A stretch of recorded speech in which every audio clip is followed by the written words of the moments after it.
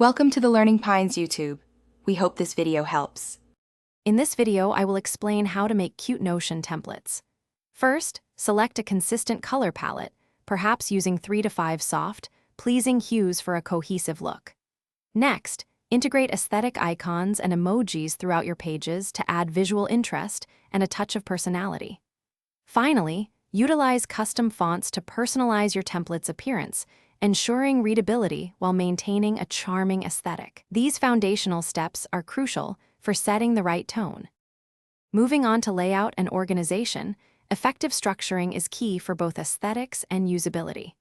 Employ columns and dividers to neatly segment your page, making information easy to digest. Consider embedding widgets, such as a simple clock or a weather forecast, to add functional charm without clutter. Furthermore, create toggle lists and callout blocks to display information cleanly, hiding details until needed. This approach keeps your template organized and visually appealing. To make your cute Notion templates truly engaging, incorporate interactive elements. Integrate progress bars to visually track your goals and tasks, offering a satisfying sense of accomplishment.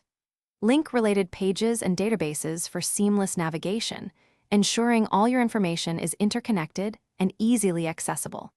Additionally, add inspiring quotes or affirmations using distinct callout blocks to provide daily motivation and a personal touch. These elements elevate your template beyond a static page.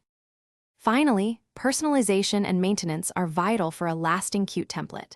Regularly update your template with fresh content, new icons, or design tweaks to keep it exciting and relevant. Don't hesitate to experiment with different layouts and color schemes to discover what truly resonates with your personal style. Sharing your cute templates with friends can also provide valuable inspiration and feedback, fostering a sense of community. Enjoy the creative process. Thanks for watching. Consider subscribing if we helped you.